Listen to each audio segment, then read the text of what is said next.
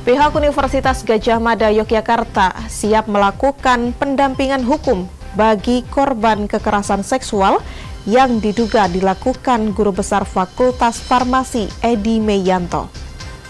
Diduga melakukan praktik pungutan liar di rumah tahanan Polda Jawa Tengah, 3 polisi menjalani penempatan khusus. Usai libur Lebaran, program makan bergizi gratis di Kota Semarang kembali dilaksanakan dengan menu disesuaikan seperti sebelumnya.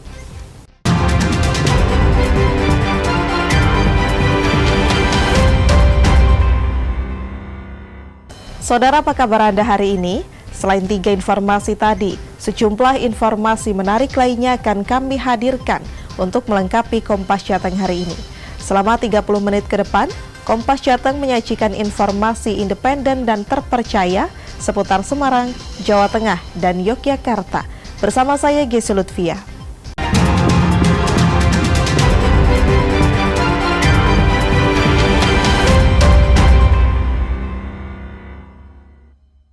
Mengawali Kompas Jateng pagi ini, saudara, sebuah mikrobus terbakar di jalur Jalan Raya Purwokerto Cilacap. Diduga sumber api berasal dari tangki bahan bakar.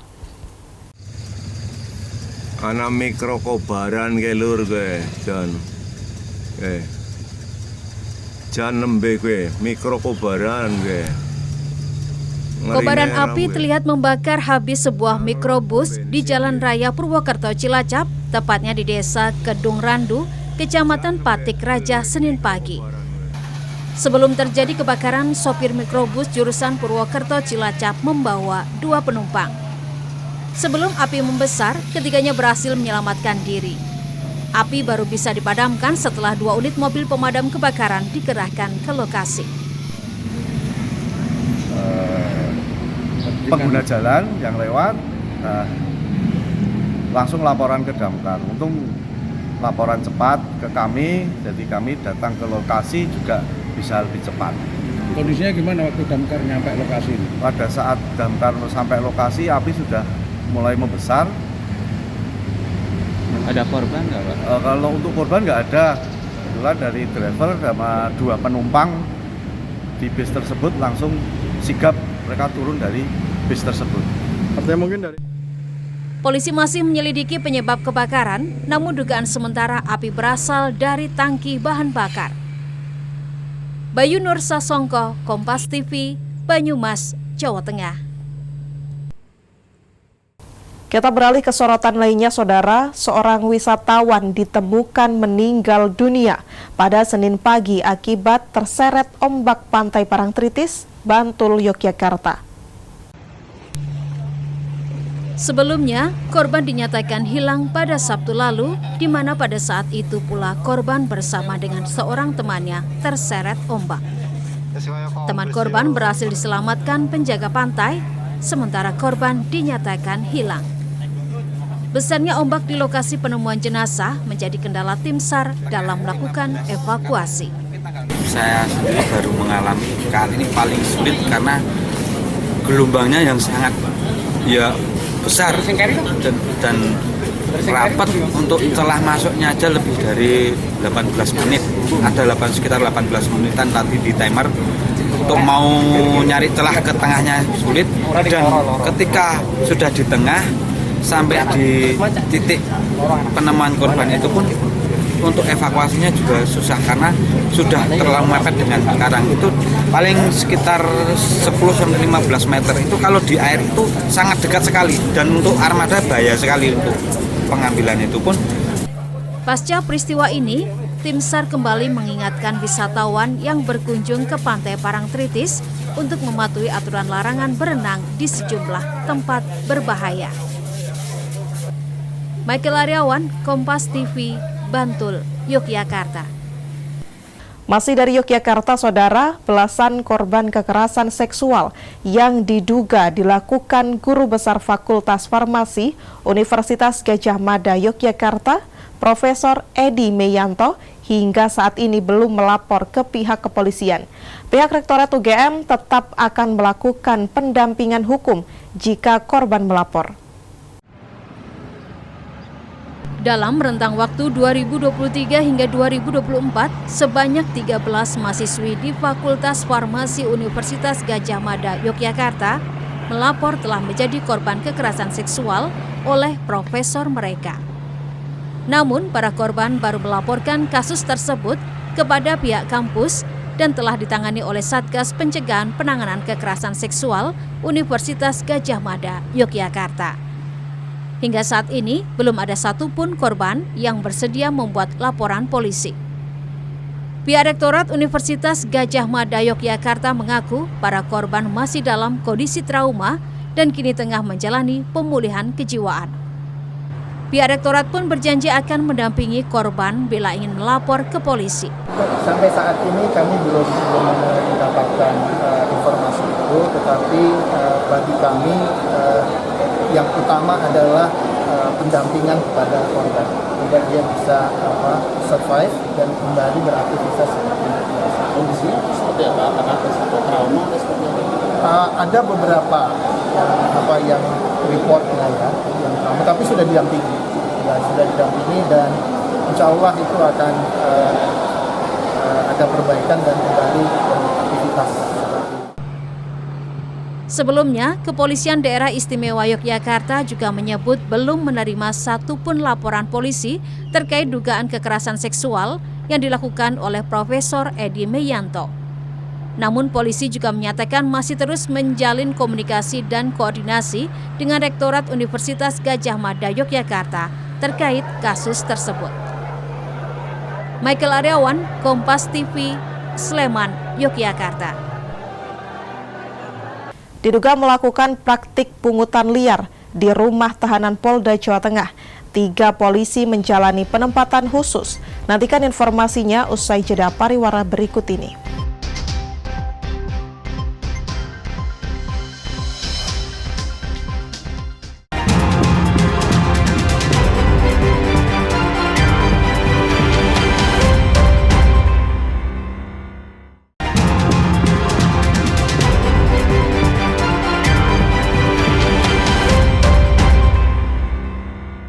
Masih di Kompas Jateng bersama saya, Gese Lutfiah.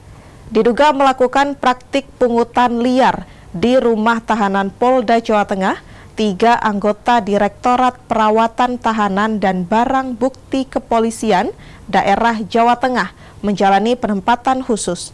Ketiganya dijadwalkan segera menjalani sidang kode etik. Kepala Bidang Humas Polda Jawa Tengah, Kombes Artanto mengatakan, penyidik bidang profesi dan pengamanan Polda Jawa Tengah memeriksa sejumlah petugas jaga di Rutan Polda Jawa Tengah. Penyidikan dilakukan setelah ada laporan perihal dugaan praktik pungli di Rutan. Seusai pemeriksaan, ketiga polisi tersebut diberi sanksi penempatan khusus selama 30 hari. Berkaitan dengan adanya informasi dari netizen yang mengunggah di media sosial. Dan dari hasil penyelidikan sampai dengan saat ini, Bitpropam telah menetapkan 3 petugas jaga tahanan selaku terduga pelanggar yang melakukan pelanggaran SOP jaga tahanan yang ada di Rutan Polda Jawa Tengah.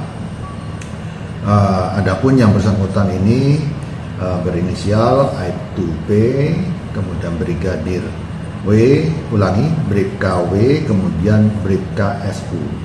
Dan saat ini ketiga terduga pelanggar tersebut sudah menjalani patsus untuk 30 hari ke depan, dan juga yang bersangkutan akan segera menjalani sidang disiplin. Yang bersangkutan ini sudah dimutasikan ke Myanmar. Sebagai informasi, kegiatan transaksional dengan para tahanan untuk diberikan fasilitas penggunaan telepon genggam dan pindah ruang tahanan mencuat setelah viral di media sosial. Dan praktik pungli di rutan tersebut sudah berlangsung sekitar 1 tahun. Heri Widodo, Kompas TV, Semarang, Jawa Tengah. Informasi lainnya, Saudara, Satreskrim Polres Kulon Progo menangkap penipu bermodalkan kemampuan berpura-pura menjadi tim layanan pelanggan salah satu perusahaan e-commerce. Nah, jadi untuk saat ini, Pak, untuk kita lakukan pemblokiran dari 3 perangkat yang tidak dikenali saat ini, Pak, Ini untuk bapaknya silakan untuk masuk ke akun Shopee-nya, lalu silakan untuk melakukan pengenalan. Layaknya customer service pada umumnya, Suara FW, pria asal Banyuasin, Sumatera Selatan ini berhasil memperdaya hingga mencuri uang milik warga Kulon Progo, Yogyakarta senilai 54 juta rupiah. Modusnya adalah berpura-pura mengklaim akun keuangan digital milik korban dibobol sehingga diminta mengikuti instruksi pelaku. Pelaku diketahui sudah mengambil 90 juta rupiah dari menjalankan aksinya sekitar 1 akun dan dihabiskan untuk judi online. Hasil penyelidikan bahwa korban di sini mengalami kerugian total yaitu 54.764.544 rupiah. Jadi dengan modus di sana di aplikasi ada saldo pinjaman, kemudian ada saldo pay letter, kemudian ada pinjaman di akun Kredivo, kemudian ada pinjaman di aplikasi Ada Kami. Paling besar Pak ini ya, di 54 juta itu. Uangnya buat apa Mas? Biasa Pak, jadi slot. Jadi slot. Iya. Ya, tapi dia yang pastinya untuk mempelajari akun Shopee-nya itu ya mempelajari di akun Shopee sendiri Pak. Berarti harus tahu produk knowledge-nya dulu atau gimana Mas? Betul Pak. Untuk mengetahui menu apa yang ada tampil di Shopee, untuk di situ keterangannya apa, biar bisa mengarahkannya biar sesuai dengan apa yang ada di situ Pak. Berdasarkan hasil pemeriksaan, FW mendapatkan data akun MR melalui database yang dibelinya dari media sosial Facebook. Dalam sekali pembelian senilai Rp500.000, ia mendapatkan setidaknya 1 juta akun. FW dikenakan pasal 28 ayat 1 junto pasal 45A ayat 1 Undang-Undang Nomor 1 Tahun 2024 tentang perubahan kedua atas Undang-Undang Nomor 11 Tahun 2008 tentang informasi dan transaksi elektronik dengan ancamannya maksimal 6 tahun penjara. Ahmadi, Kompas TV, Kulon Progo, Yogyakarta. Yang juga menjadi sorotan pagi ini saudara, seorang pria di Kabupaten Cilacap, Jawa Tengah ditangkap polisi karena diduga telah melakukan penipuan dengan modus penyaluran tenaga kerja ke luar negeri. Waliman, warga Kabupaten Cilacap, Jawa Tengah, ditangkap jajaran Polsek Nusa Wungu, Kabupaten Cilacap, Jawa Tengah. Ia diduga telah melakukan tindak pidana penipuan terhadap seorang warga dengan menjanjikan anak korban dapat bekerja di negara Jepang dengan syarat membayar uang sebesar 45 juta rupiah. Namun hingga waktu yang dijanjikan tidak pernah ada panggilan kerja, bahkan pelaku menghilang. Polisi menyebut pelaku merupakan residivis pada kasus serupa. Karena anak korban ini bermaksud untuk bekerja di Jepang, kebetulan ada si pelaku ini yang sanggup menjanjikan untuk melaksanakan proses ke Jepang dengan syarat menggunakan dana. Jadi akhirnya si korban ini orang tuanya sesuai dengan kesepakatan memberikan dana sebesar 10 juta. Saya cuma mencari orang. Itu sasaranmu gimana nyarinya? Dekat-dekat aja. Yang kamu kenal sebelumnya apa gimana? Apa acak belum kenal gitu? Udah kenal tapi sama orang yang sudah aku kenal terus dikenalin sama. Kamu langsung bilang bisa memberangkatkan? Iya, karena penyampaian dari sana kalau udah masuk 45 bisa berangkat belajar di Jogja dulu 3 bulan katanya. Cara meyakinkanmu gimana? Bilang apa? Ya seperti itu. Nanti saya kasih bonus setiap orang 5 juta. Atas perbuatannya, pelaku dijerat dengan pasal 378 dengan ancaman hukuman 4 tahun penjara. Bayu Nur Sasongko, Kompas TV, Cilacap, Jawa Tengah. Usai libur Lebaran, program makan bergizi gratis di Kota Semarang kembali dilakukan dengan menu disesuaikan seperti sebelumnya. Informasinya sesaat lagi hanya di Kompas Jateng.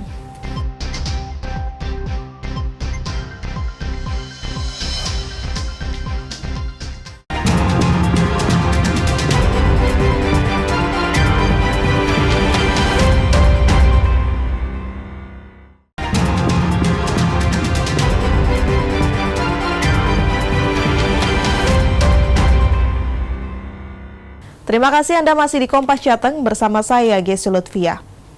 Sepekan ke depan, wilayah Semarang dan Jawa Tengah diprediksi akan turun hujan disertai angin kencang.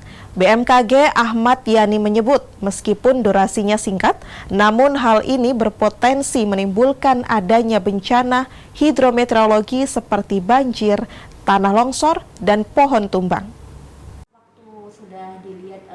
Prakirawan cuaca Stasiun Meteorologi Ahmad Yani Kota Semarang, Jawa Tengah memprediksi wilayah Semarang dan Jawa Tengah akan diguyur hujan disertai angin kencang dalam 1 pekan ke depan.